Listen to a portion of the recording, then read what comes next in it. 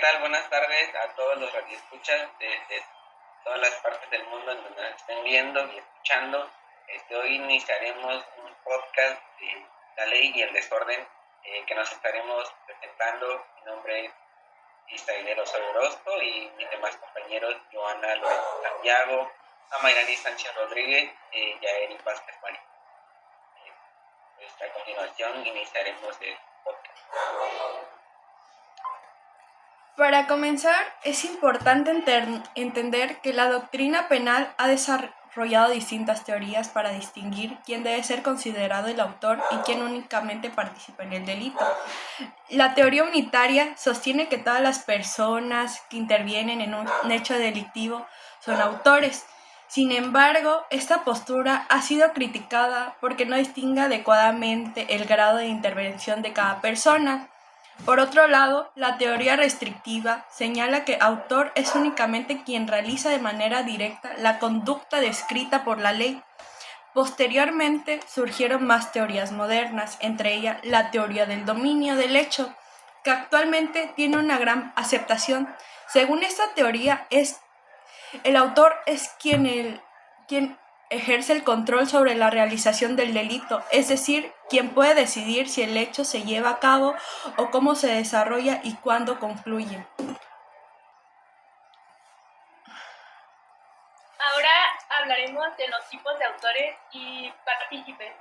A partir de la teoría del dominio del hecho, podemos identificar formas de autoría. La primera es la autoría directa, que ocurre cuando una persona ejecuta personalmente la conducta del delito.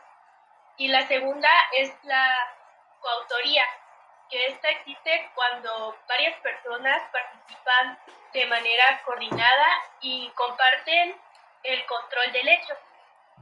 También encontramos la autoría mediata, que se presenta cuando una persona utiliza a otra como un instrumento para cometer el delito. En cuanto a la participación, destacan principalmente figuras. La primera es la del inductor, quien convence o determina a otra persona para cometer un delito. La segunda es el cómplice, que presenta, ayuda o colabora para la realización del hecho, pero sin tener el control principal sobre él. La diferencia fundamental entre el autor y el partícipe radica precisamente en el dominio del hecho. Bueno, la jurisprudencia mexicana ha evolucionado significativamente respecto a ese tema justamente. Los tribunales han sostenido que la coautoría material no depende únicamente de que varias personas ejecuten físicamente una conducta, sino que exista un dominio y que funcionan compartidos sobre el hecho delictivo. Bueno, esto significa de que cada participante realiza una aportación esencial para la consumación del delito y comparte el control de la conducta. Bueno, de esta manera la jurisprudencia moderna pues se ha acercado cada vez más a la teoría del dominio del hecho desarrollada por la doctrina penal contemporánea.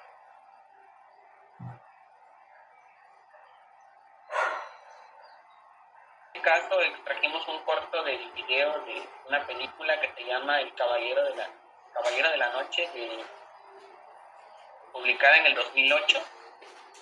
Se ve claramente en el video los tipos de autores, como es el autor directo, que nada más sería una sola persona participa en el delito, pero en este caso sería coautor en donde existen dos o más autores de un mismo delito y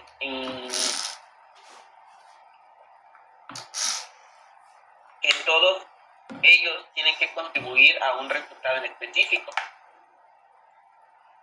En este caso, cada uno de ellos tienen distintos tipos de funciones, ya sea antes de cometer el acto delictivo, ellos tienen una planeación, como es en la fase interna o la fase externa del delito, de tipo de conducta.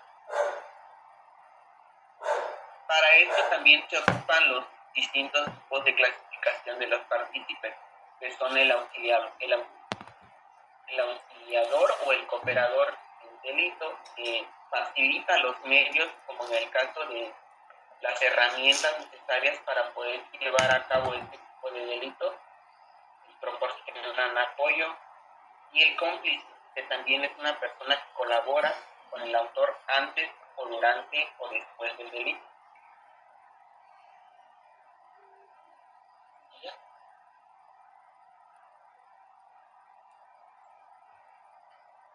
Considero que la teoría del dominio del hecho ofrece una solución más justa porque permite distinguir entre quién realmente controla el delito y quién solamente colabora.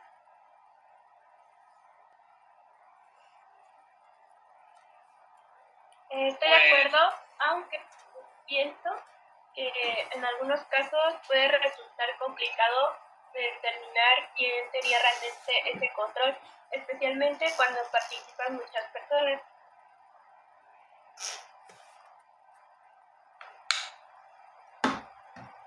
Igual, opino lo mismo de acuerdo al tipo de clasificación o el tipo de función que le dan el autor de manera directa, que es el que planea toda la estructura de llevar a cabo el delito, les da distintos tipos de funciones a los participantes, ya sea el cooperador o el cómplice, para llevar ese tipo de delitos.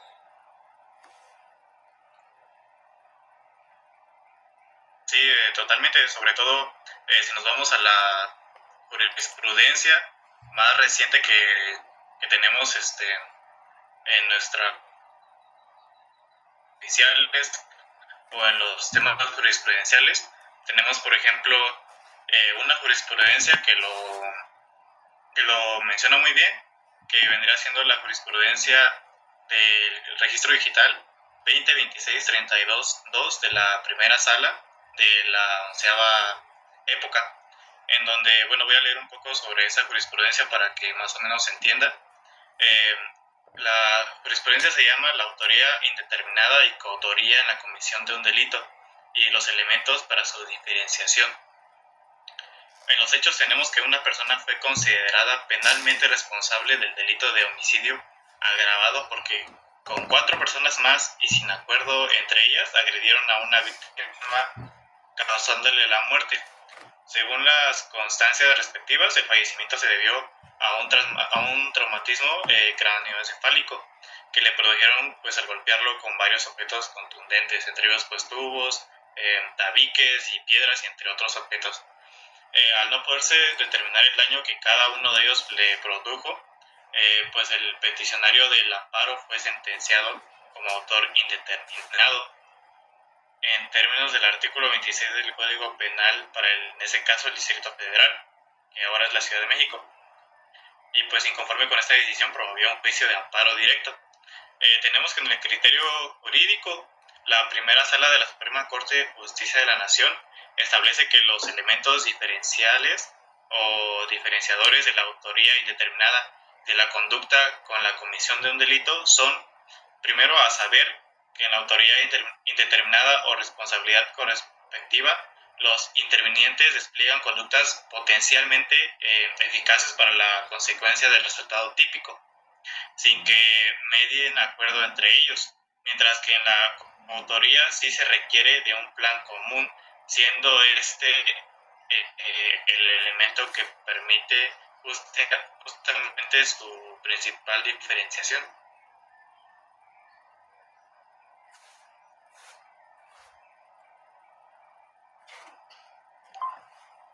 Isa. Pues ya, más por el momento, pues no hay nada más que agregar al podcast. Damos por terminada la sesión del podcast y esperando contar con tu presencia nuevamente para nuevos temas interesantes en el proyecto que estamos elaborando. Gracias. Y es un gusto haber participado con todos ustedes, todos.